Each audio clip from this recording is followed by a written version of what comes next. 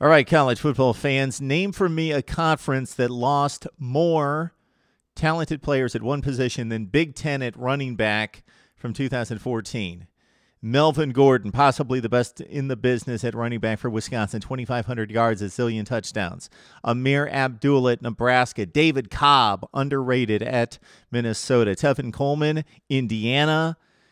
Jeremy Langford at Michigan State, kind of a running back by committee situation there, and then he distinguished himself, ran for 1,600 yards and almost 20 touchdowns for a top 5 Michigan State team over the last 2 seasons. Superior running back talent in the Big Ten lost. Well, who's left? MarkRogersTV on the top 5 at every position around the country. We've gone through the SEC. We're making our way through the Big Ten. We've looked at the quarterbacks, and now the running backs, where the running back talent, unlike the quarterback talent, a little bit more spread through the conference. At number 5, we go with the junior to be in 2015, Derrick Green of Michigan. Came in very highly touted, but much to do with the offensive line. The run blocking at Michigan has been atrocious in recent years. Really haven't had a superior running game since Mike Hart and Jake Long left. Derrick Green last season, 471 yards, 3 touchdowns. He had the 2 big games against inferior opponents, 170 against Appalachian State in the revenge game from 2007 and 137 against Miami of Ohio. Missed the final 6 games. Derrick Green, so much promise, so much expected when he left high school to join the Michigan Wolverines. He has 2 more years to prove something in Ann Arbor. Experienced offensive line coming back from Michigan.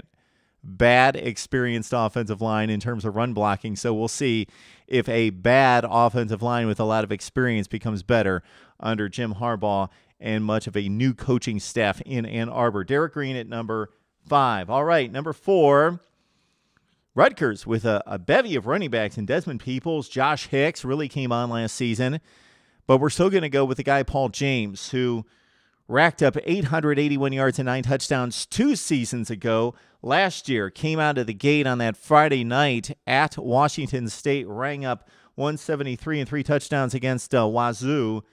Had 400-yard games in 2013, missed the final 4 games last year. And then after the 173 explosion against Washington State in the upset on the road, he got hurt. So Paul James knocked out last season after a couple games, 363 yards, 7 total touchdowns, missed the last 8.5 games after missing 4 in 2013. We got Paul James coming into his senior season from Rutgers at number 4 in the Big Ten. All right, the elite of the Big Ten. We go to Justin Jackson, number 3 out of Northwestern, as a freshman. Limited balanced offense there at Northwestern. They struggled at times, most of the time, throwing the ball. So Justin Jackson really produced with a bullseye on his back. 1,187 yards and 10 touchdowns. He caught 22 out of the backfield. Listen to this run for Justin Jackson as a freshman last season in the Big Ten. 162 against Wisconsin, 106 against Minnesota, 128 against Nebraska, and then he rang up 149 yards against Indiana. 6 total 100-yard games for Justin Jackson coming in just to his sophomore season at Northwestern. All right, number 2, we go to where we have to have a running back in the top 5 in the Big Ten. Wisconsin, of course. It's been since 2004 since the Badgers did not produce a 1,000-yard back. There was, of course, the season in which they produced just 4 yards short of 3,000 yards back. Usually have a couple doing the job. Of course, Melvin Gordon with much of the load for the Wisconsin Badgers last season, the second ranked running back going to the NFL draft to the San Diego Chargers. He leaves behind very capable guy in New Jersey native Clement. Despite being a backup, think about this. For as much as Melvin Gordon toted the football more than any college running back, Clement, as a sophomore, still racked up almost 1,000 yards. He was only 51 yards shy of 1,000 at 949, 6.5 per carry, and 9 touchdowns. He caught 14 passes for 2 touchdowns as well. Go back to his freshman season. He only averaged 8.2 yards per carry, 7 touchdowns, over 500 yards. So as a number 2 and number 3 back, he's already racked up over 1,500 yards rushing. His big games, he didn't have the attempts in the big games. He racked up the yardage when Gordon hit the bench against the lesser opponents. So 15 carries against LSU, 5 against Nebraska, 1 against Iowa, 7 against Minnesota, 5 against Ohio State in the Big Ten championship game. They got Clement the football against the Auburn Tigers in the Outback Bowl, that impressive comeback win for Wisconsin in overtime. 15 carries for $105 and a touchdown against Auburn. And Clement says, the one thing that I'm going to add to my game and improve on after watching Melvin Gordon from the sideline, speed, sheer speed. I'm going to work on it. He has. Expect Clement to have an added half a step, maybe a full step this season for Wisconsin. All right, at number 1, we go to the Ohio State University. And, of course, if you watched any college football at the end of last season, this guy was a monster. Okay, no abs in 2015. No abs showing. Can't do that. NCAA is taking away all the fun, and they do it here for Ezekiel Elliott. But he says in a very mature fashion, he says, it doesn't matter. I'll abide by the rules. That's the way it goes. And he's gained a lot of support on Facebook and Twitter of a lot of fans showing their abs in the offseason since the NCAA made the ruling that Ezekiel Elliott will not be allowed to show the abs this season.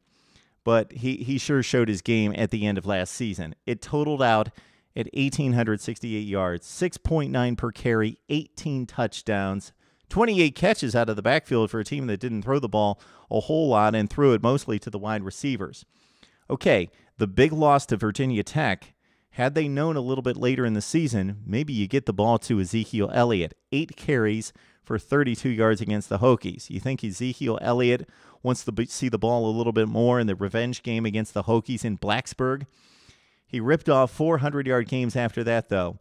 And then the game that really distinguished him as one of the better backs in the Big Ten at that point, when everyone was talking Gordon and Abdullah and Cobb, and for good reason, Tevin, Coleman, etc.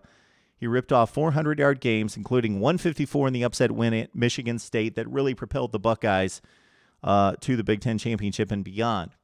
Then, down the stretch, 107 against Indiana, 121 against Michigan, and then quite the string in the playoff games. 220 against Wisconsin in the Big Ten title game. 230 against Bama. When's the last time somebody ran for 230 yards against the Crimson Tide? And then the big 246 spot against Oregon, including 4 touchdowns on 36 attempts. The sophomore was a pure workhorse. 15 games into the season, he's running it 36 times in the national championship game. He tore up the Badgers, the Tide, and the Ducks. Again, 220, 230, 246. Amazing in those games down the stretch for Ohio State in winning the national championship. 5 best backs in the Big Ten. Number 5 is Derrick Green of Michigan. Number 4, Paul James of Rutgers.